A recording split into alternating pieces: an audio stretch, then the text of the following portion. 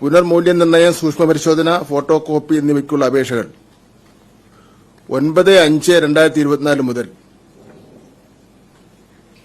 15/5/2024 വരെ ഓൺലൈനായി നൽകാവുന്നതാണ്.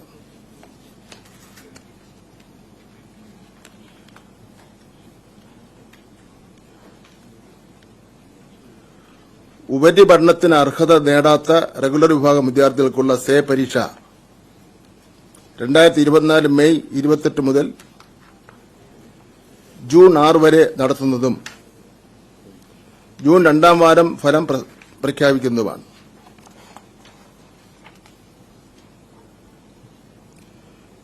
ഉപരിപഠനത്തിന് യോഗ്യത നേടാത്ത വിദ്യാർത്ഥികൾക്ക് പരമാവധി 3 വിഷയങ്ങൾക്ക് വരെ സേ പരീക്ഷ എഴുതാവുന്നതാണ്.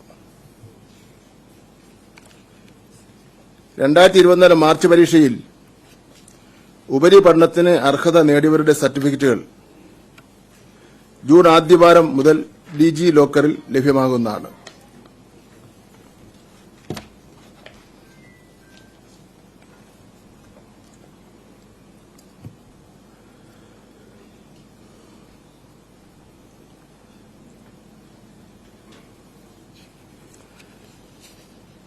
SSLC പരീക്ഷയിൽ വിജയിക്കുന്നതിന് നിലവിൽ നിരന്തര മൂല്യനിർണ്ണയം, എഴുത്തുപരീക്ഷ എന്നിവ രണ്ടും ചേർത്ത് ആകെ 30% മാർക്ക് നേടിയാൽ മതി. അതായത് 100 മാർക്കിന്റെ എഴുത്തുപരീക്ഷയിൽ വിജയിക്കുവാൻ നിരന്തര മൂല്യനിർണ്ണയത്തിന്റെ 20 മാർക്കിനൊപ്പം കേവലം 10 മാർക്കിന് എഴുതിയാൽ വിജയിക്കാനാകും.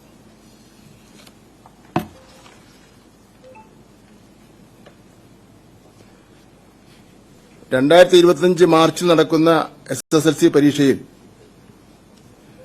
ഹയർ സെക്കൻഡറിയിൽ നിലവിലുള്ളതുപോലെ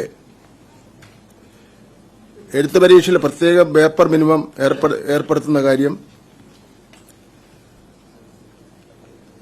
പൊതുവിൽ എല്ലാവരുമായി ആലോചിച്ചുകൊണ്ട് തീരുമാനിക്കുന്നതാണ്.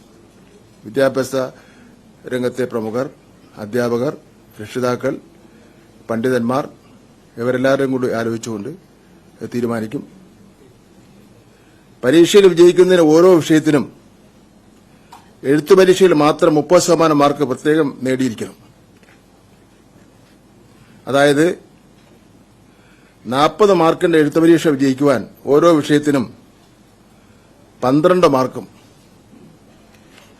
80 മാർക്കിന്റെ എഴുത്തു പരീക്ഷ വിജയിക്കുവാൻ ഓരോ വിഷയത്തിന് 24 മാർക്കും നേടിയിരിക്കണം. അതിനൊപ്പം നിരന്തര മൂല്യനിർണ്ണയത്തിന്റെ മാർക്ക് കൂടി ചേർത്തായിരിക്കും ഫലം കണക്കാക്കുക.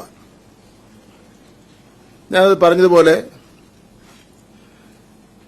ഇതിനുവേണ്ടി വിവിധ മേഖലകളിലെ വിദഗ്ധന്മാരെ പങ്കെടുപ്പിച്ചുകൊണ്ട് ഒരു വിദ്യാഭ്യാസ കോൺക്ലേവ് സംഘടിപ്പിക്കുന്നതാണ്.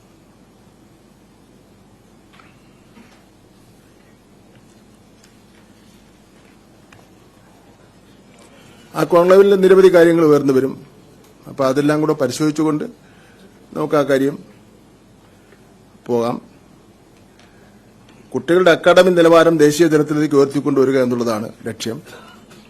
ഹയർ സെക്കൻഡറിയിൽ ഇപ്പോൾ അത് നടന്നു വരുന്ന കാര്യമാണ്.